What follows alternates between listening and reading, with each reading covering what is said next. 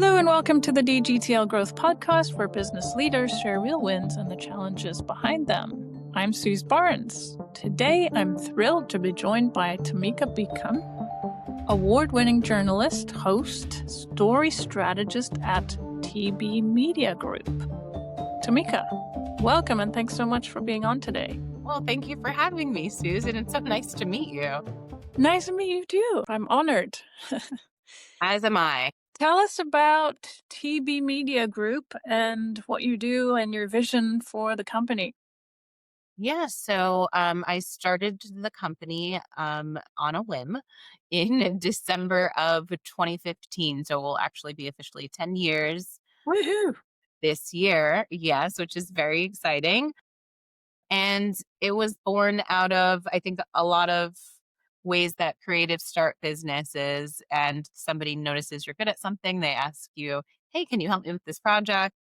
And you say yes, and then it becomes a business. Very organically was how it all started. But over the years, we've grown and evolved into really strategic storytelling and video production, as well as some executive training and coaching around how to tell your story, deliver, and present on camera, on stage. And Fantastic. Do you then work with some PR agencies or professionals as well, or? so there are parts of what we do that kind of overlap in terms of the PR world. We don't do media pitching, but we do prep and train our clients on how to best respond in those interviews and how to shape their stories so that that can support any media goals that they do have. What are you most excited about in storytelling today? It's really interesting because when I started my career in broadcast journalism as a local TV news reporter, I feel like we're kind of the original storytellers, and now it's can be seen as a little bit of an overused buzzword by everybody. Everybody's all of a sudden a storyteller, which is great. I hope that everybody is using it in their business practices, in their personal lives. It's certainly applicable to all of us just as humans, and that's how we relate and connect. Mm-hmm. But I think what makes it especially exciting today in 2025, going into 2026, is really we're at this, kind of inflection point and critical turning point where things are, I think a lot of authenticity is being questioned in terms of what is real, what isn't, what is AI generated, what isn't. And really, our approach to storytelling is about keeping humans at the center of it and still about making those authentic, natural connections between people, whether it's an individual, small business owner, or a brand. Like, storytelling still applies across all of those.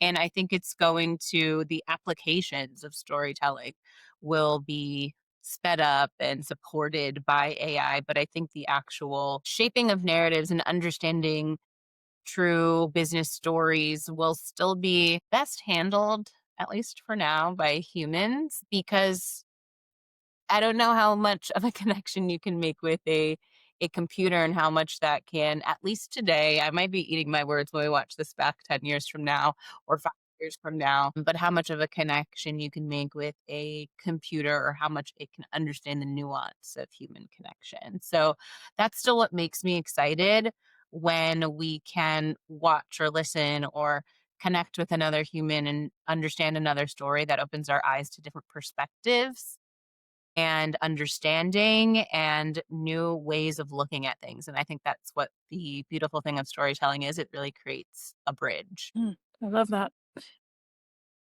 Favorite quote that has been on my mind for a while about the AI piece is the music is not in the piano, which is, I firmly believe you need an expert that understands the context around the subject, and storytelling, I think, even more. I mean, it's an art, right? There's definitely a science to it, but it's also an art.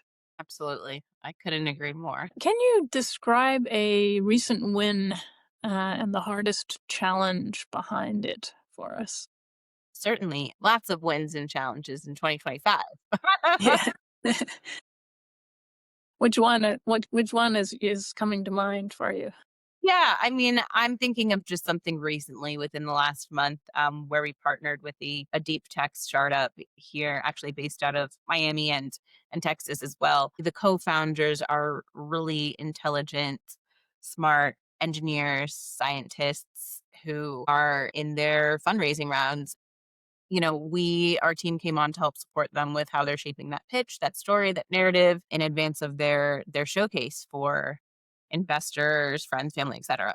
And I think it was such a challenge because of how technical and specialized and advanced their subject matter was, that just absorbing how this even works, the impact it's going to make, was in and of itself its own kind of big mountain to tackle. And then from there, being able to understand that and simplify it, synthesize it down to a way that is inviting and digestible for audiences is the second part to that. But then the third is to really mirror that back to them so that they're in a space where they can start to kind of take a few steps back from something they're so intimately involved with, and then start to communicate that themselves to their audiences, to potential investors, in a way that they can understand.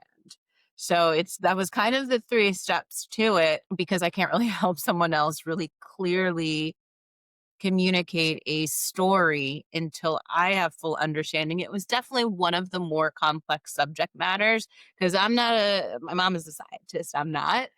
I have some basic knowledge, but it's got a little more complex that I have been used to, but it was a fun challenge because I'm a learner at heart. So for me, that Oh was yeah. fun. It was just, we did all that in about a week.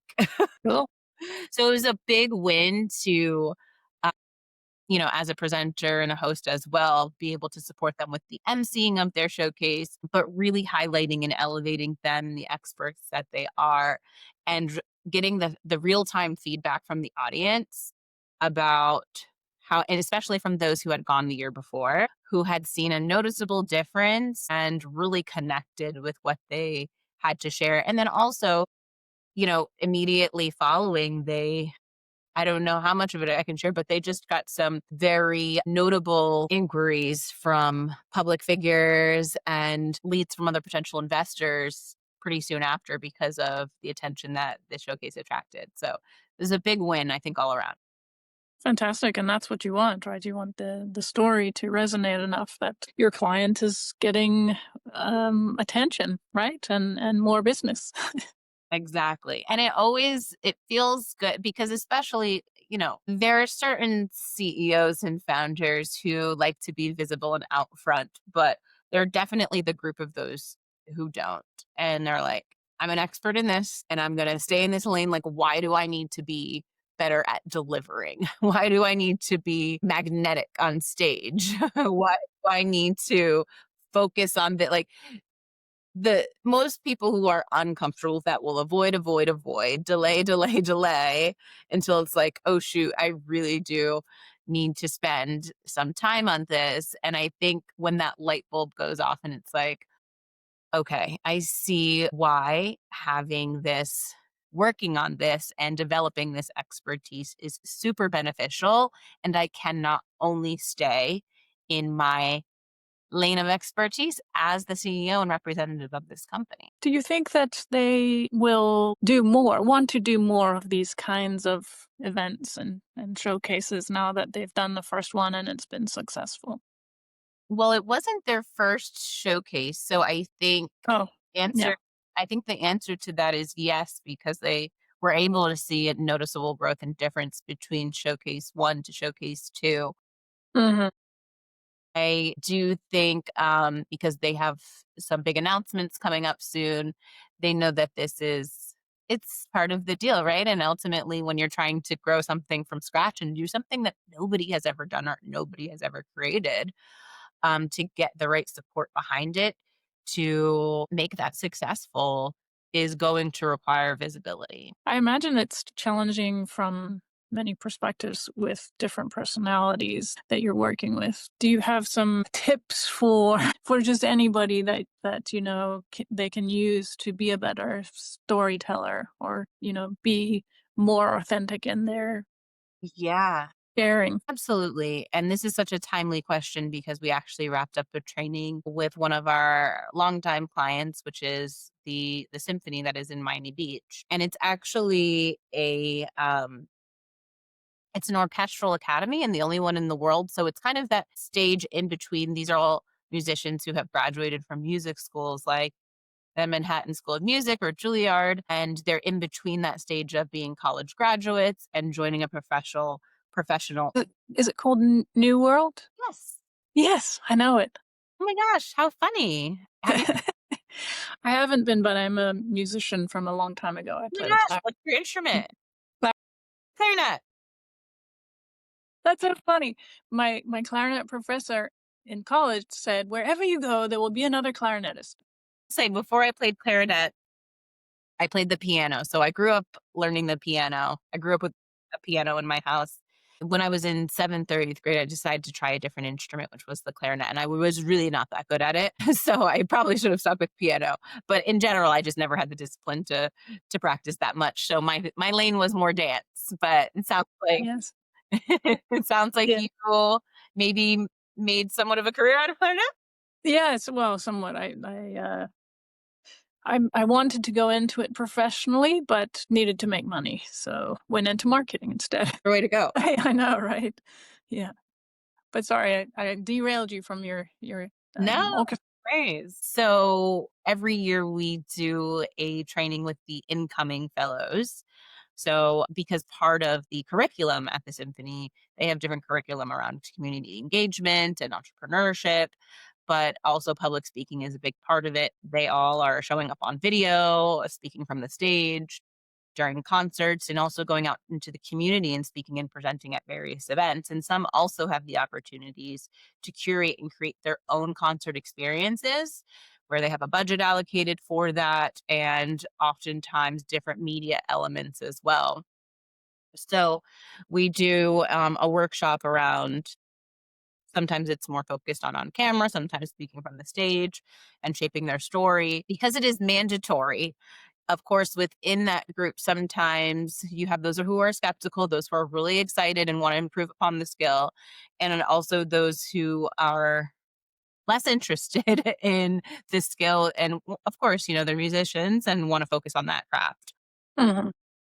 So I think what really surprised me this year, and especially when we did our pre assessments and understanding where everyone was with different skills, is that overwhelmingly what everyone really, I think, saw as their challenge or the thing that they wanted to focus on was really the confidence and mindset piece, which as someone who has, been on camera since 2007, I've dealt with all of those things and do in new scenarios. But because I'm a bit more removed, I think really spending more time on that was eye opening and helpful for me just to hear from them. Like, what are the thoughts that you're having and what is coming up? Because we can talk about different frameworks on how to shape your story and how to deliver and the mechanics behind that.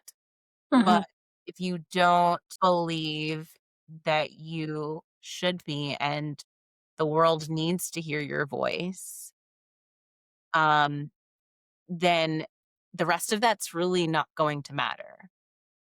I think you have to be, you have to feel deserving of the moment, not want to wait for permission for others. And there's always that kind of, me being visible is bragging, or there's a discomfort with what comes along with being in front of others. And I think that takes a lot of talking through.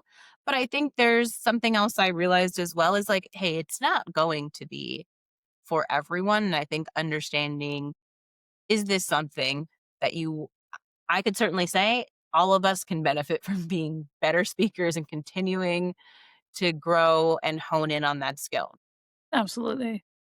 But depending on what your goal or for your life is and what you want to achieve, I'm not going to say that every single person has to focus on getting better at that. So I think it's about being honest with yourself about what you want out of your life and out of your career. And that group is a good example because not everyone wants maybe a principal position or wants to start their own business or wants to curate their own experiences and etc. So I think that was like kind of first thing first. And then from there, really talking through and reframing certain stories we tell ourselves right before we speak or what makes us nervous, Yeah.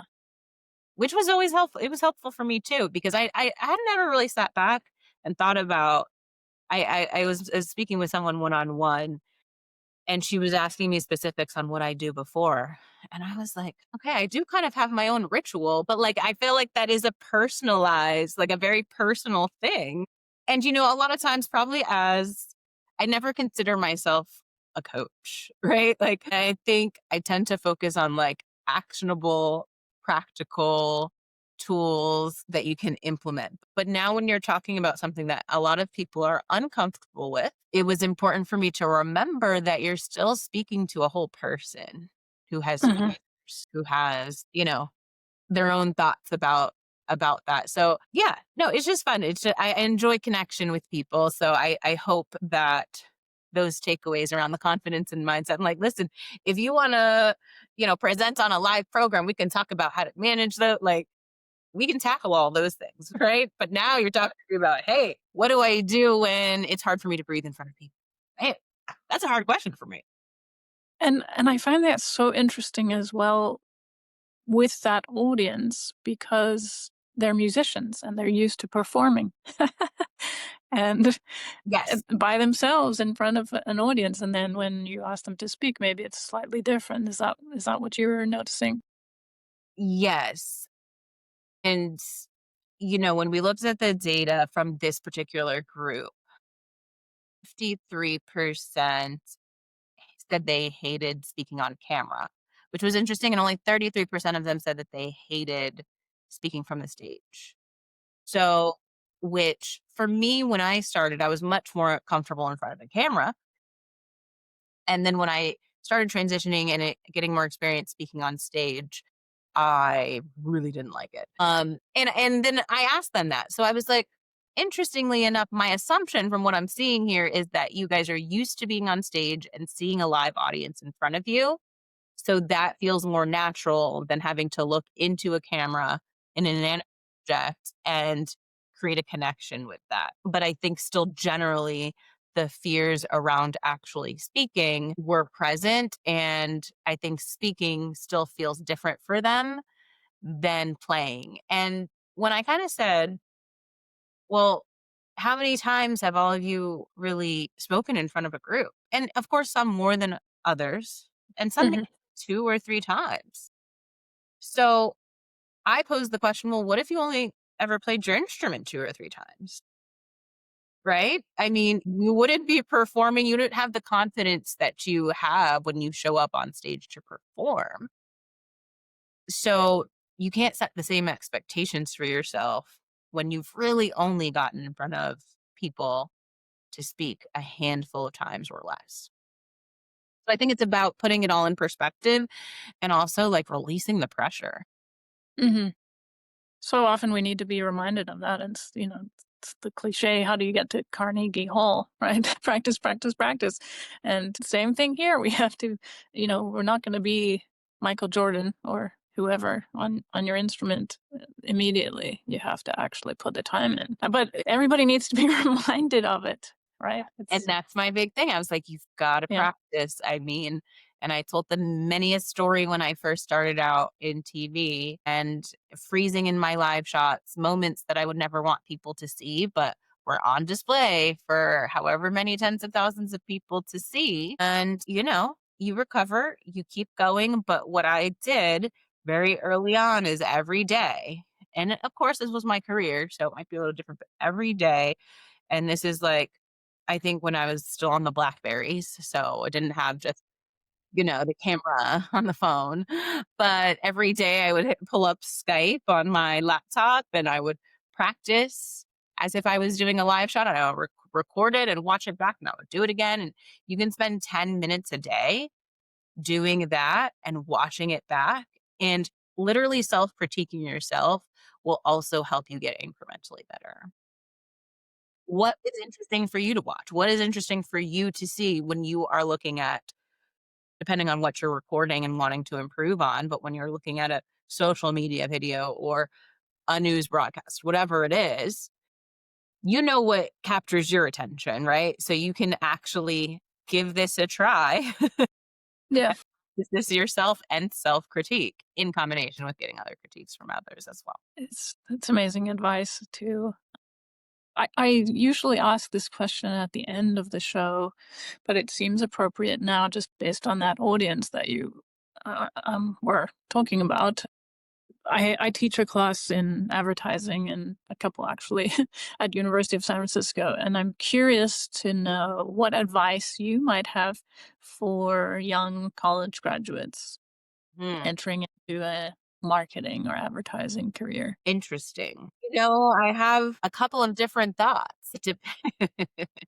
I mean, stand out, like find ways to set yourself apart from others, especially right now when things are challenging economically. Maybe there's not as many job opportunities, entry level jobs seem to be harder to come by. I was always surprisingly like, I sought out advice a lot. I had mentors and I would like implement what they told me. I was telling this story the other day when I wanted an internship with CNN. It was CNN Los Angeles, and they get over 1,500 applicants for these internships and just like a handful of spots. And I did get a pre-screening phone call. We got disconnected from the call. I really wanted to, at least at this point, I thought I really wanted to be in LA. I wanted the internship in Los Angeles. I was in school in Miami and I never heard back. I didn't have a phone number that I could reach this person. And I felt like I kind of missed the opportunity. I went out to LA for a different internship. And every day on the way to that internship, which was like a small digital magazine at the time, and it wasn't that great. It wasn't the experience I was looking for. And every on the way to that internship, I passed the CNN building. So I was like, all right, I'm just going to walk in there and ask to speak to the woman I spoke to on the phone and see if they have any more internships. And like to this day, me and the security guard still joke about this because he was very suspicious of me. But I was like, no, her name's like Tina or Gina or something. He ended up calling her. She came down, interviewed me, and gave me one of 4 paid internships that summer at CNN. And it ended up being the summer that Michael Jackson died, uh, Oh, which is obviously sad, but also from a learning and training and news perspective, it I was thrown right into um, a valuable experience as an intern. And things like that continued through my career, but you have to take chances and try to set yourself apart and don't be afraid to ask for what you want. The worst that can happen is that you hear no. And I think the other things that come to mind, like I kind of go back and forth. So I don't know. I'm curious what you think. I mean, on one hand, I think it's fantastic to be a really great specialist and be really great at, one or two things with a narrow focus. But I don't know. Some of my perspective on that is changing a little bit, especially with AI. mhm. And I could see how that will shape the needs of businesses differently. And if you can be a really great generalist and know how to work with AI in a way that it could support and kind of fill in the gaps for the areas you might not be as experienced in, I think that is probably going to be pretty invaluable in the coming years. Yeah, I agree. I think you do need to understand when to use your own skills, your your human skills, and when to rely on something that is a tool, right? And the right tool for the job, maybe.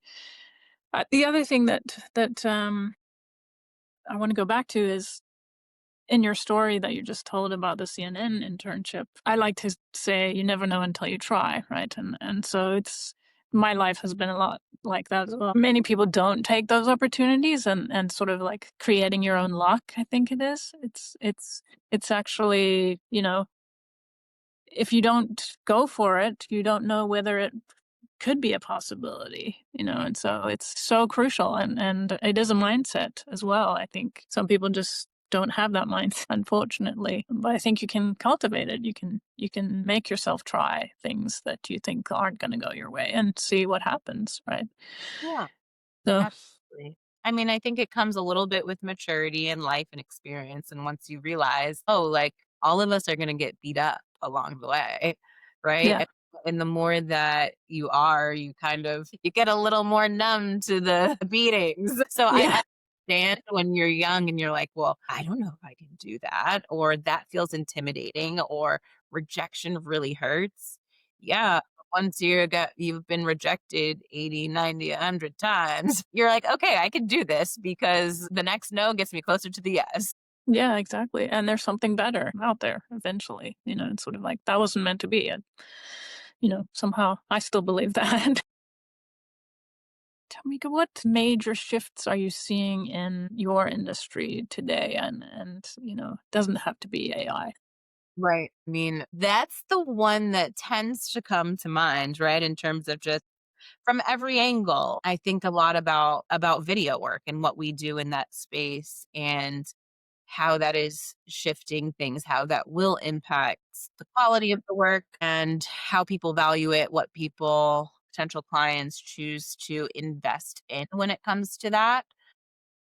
I don't see the need for the strategy and the storytelling shifting though. I think it's Mhm.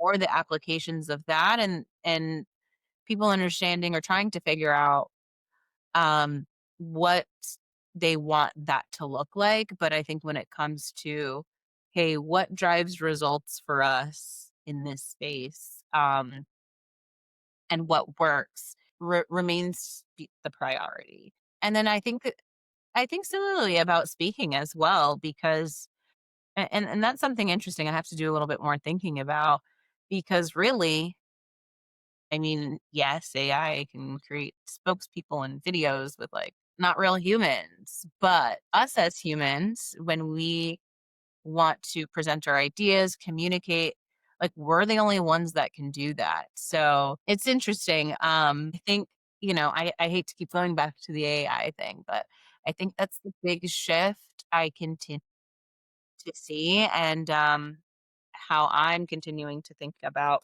just some of what we've created and what we do with our clients and how we can create a tool around that as well. Mhm. Yeah. Yeah, Um, what would you say your clients are most interested in about what you have to offer? that's a great question. I think what our clients are most interested in about us. And no, I'm really like really think I mean, of course, right an easy answer is hey, storytelling, but I'm trying to think of how I can break that down to not sound so generic. I think Mhm. some of the ways that our clients have described this is the way we approach it with heart and soul, the way that we can capture and communicate something that's really beyond what they imagined. Think we have a very documentary style approach and I guess I could say a journalistic approach to how we capture stories and draw connections and align those to different goals that they might have. And it's been, I don't know, I don't necessarily know that I know anyone that has a similar approach unless maybe they come from a similar background. And also just because it's pretty time intensive and thorough. But I do think for the clients that are really needing to communicate complex ideas, simplify those ideas, communicate them clearly, and really resonate with a specific audience in through storytelling. That when we work together, they get it. So how do you find your clients? Do most of them come from referral? So I would say a good bit of them come from referrals. They also come from my speaking engagements, those opportunities, or also from LinkedIn and social media. That. I'm pretty active, especially locally in the community. And whether I'm emceeing those events or attending, there's usually connections I'm making along the way. What would you say is working well for you right now in your business, and what is frustrating? I think this year, something I'm excited about is we've really taken the time to kind of firm up and better document our frameworks and just our IP. For a few years we really captured results with clients and then really looked at the repeatable patterns and the paths to those, and I think documented that really well into a nice playbook and some systems that I think our client can take with them, that we can help them implement. And I really like how actionable all of those are versus it just is creating some new options other than us being part of implementation all the time for everyone, and Mhm. really packaging our methods and our tools in a way um, that is supportive of our clients based on where they are and what their needs are. So I think that has gone really well, and it's been able to really work across all of our clients and what we do. So I'm really excited for that and then where that's going to lead next year. In terms of what's the challenge, I mean, I think as a business owner, the top challenge always, like there's challenges, but the top challenge always remains team, in my opinion. And and we have a great team, but I, whether someone's coming on, someone's leaving the team, or there are changes, it always, for me, feels like a heavy lift. And either way, whether they're in transition or not, I think in any business, working with people and personalities is always the biggest challenge, right? It's not a computer. There are many Exactly. layers to human beings. And yeah, I think that's the common theme year after year. Do you think there's then some value in AI? Oh, I mean, there's a ton of value in AI. There's a ton of value, but people aren't going to go away. We need people, especially with the work that we do. Absolutely. But we do need people on our team who are learning it, Mhm. learning how to work with it and how to better support what they're doing. So I think that that's important.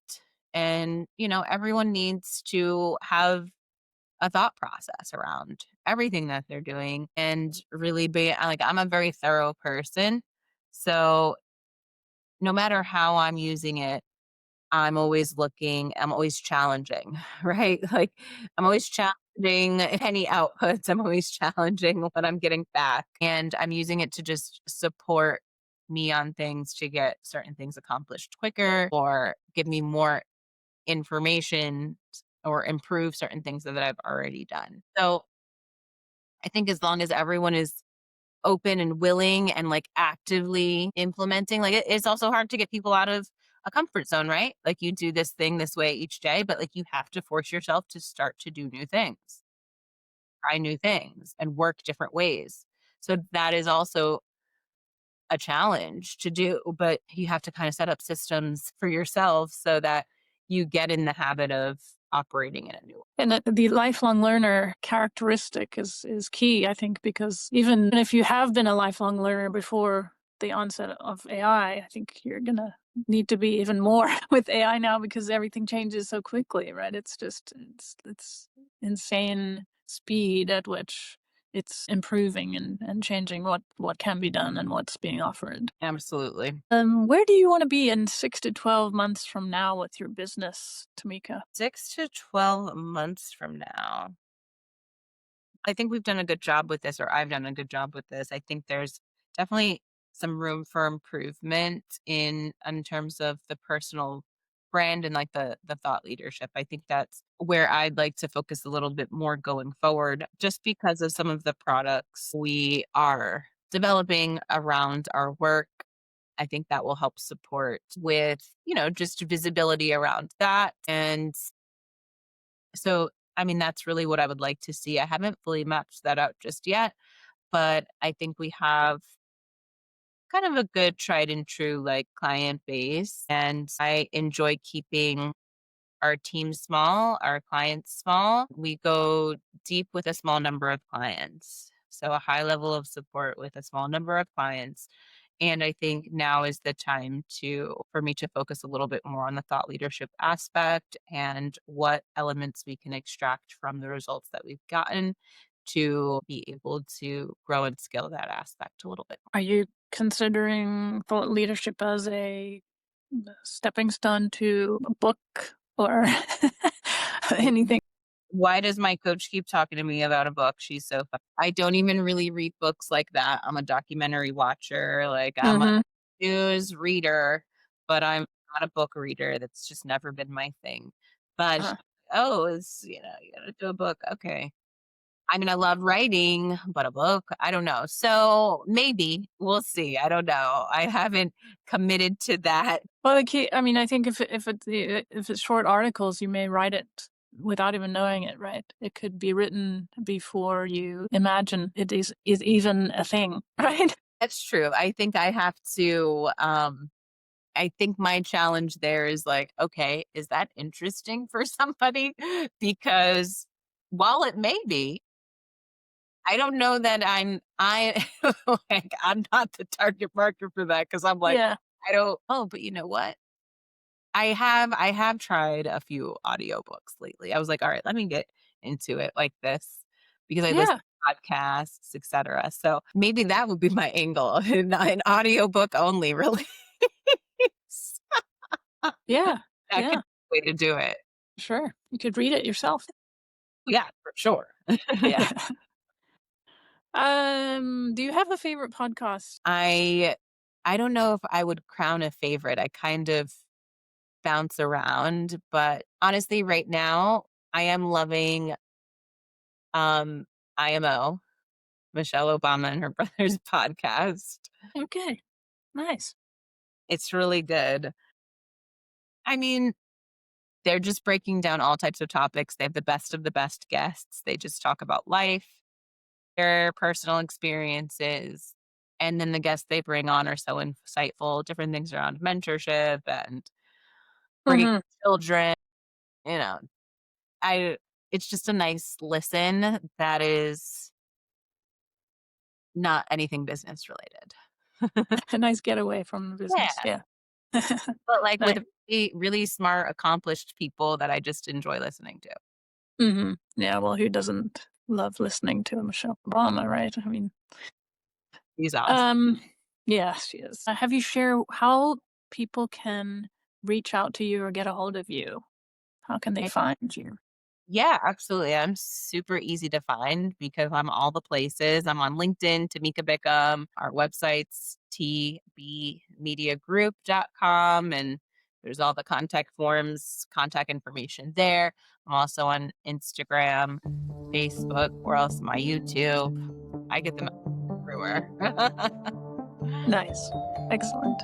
Well, thank you so much for being on today. It's been an absolute pleasure chatting with you, and I'm so grateful to have met you. And I'm excited to see where you take your thought leadership. Absolutely. No, it's been a pleasure meeting you as well. Thank you so much. Maybe one day we'll play clarinet together. I don't think we want that to happen, I promise. You play, I listen.